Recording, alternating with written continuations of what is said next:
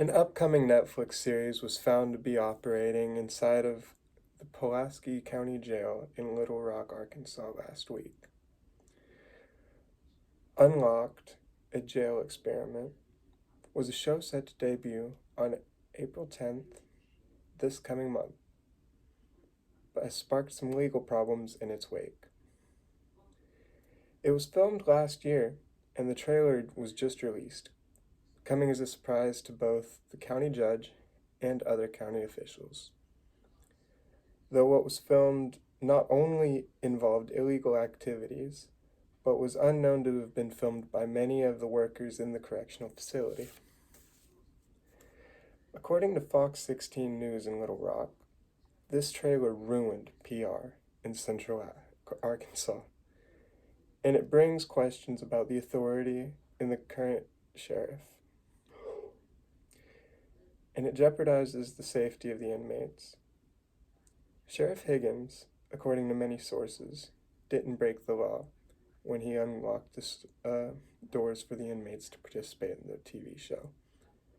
But I disagree, and I believe it's ridiculous to absolutely just shame your employers in such a way.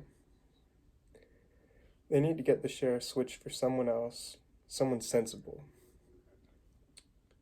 Let's begin by discussing how bad this is for the reputation of Central Arkansas and Little Rock.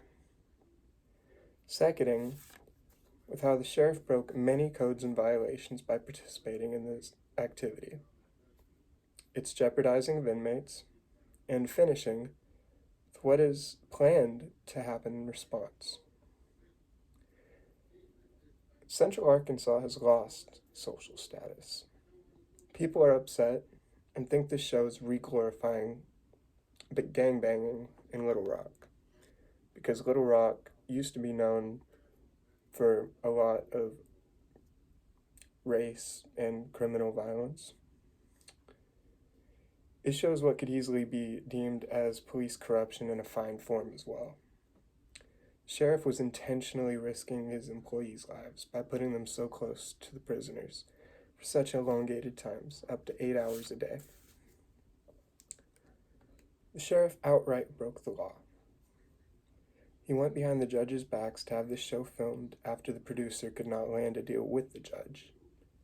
And the producer had even asked the judge multiple times in the past months to sign off on it, but to no prevail. The sheriff also unlocked the doors to jail doors, even to places where inmates are restricted, and endangered the lives of many, as there were mainly felons. This also set a bad example and could encourage organized criminal activities in other facilities. This jeopardized the lives of inmates. The inmates could have their personal lives endangered, as well as their families and social statuses, and could also bar them from any future job opportunities. The inmates could also have gotten into physical harm or hurt going into restricted areas, and there was no telling if a shootout could have happened, as there were many violent inmates in the facilities.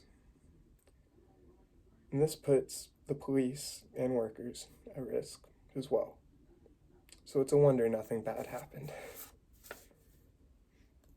And it's strange how the judge is still defending the sheriff, even though crimes did happen. But by electing the right representatives, the right sheriff, we can be sure to save the city some face and humility by understanding first how it affected Little Rock and Arkansas. Second, what laws need to stay implemented to make sure that this doesn't happen again. And lastly, how we can keep our inmates safe while they spend their lives there, or their time. If we let what happened in Little Rock happen everywhere, we would have gangbanging all over the United States. But fortunately, there are laws in place keeping that from happening, even if they're bending them in some places. if we really want to make a change, we need to see that there are issues behind the scenes, and we must root them out. It's time to elect new officials, Little Rock. And for us here, to watch out for any swaying signs in our own police task force.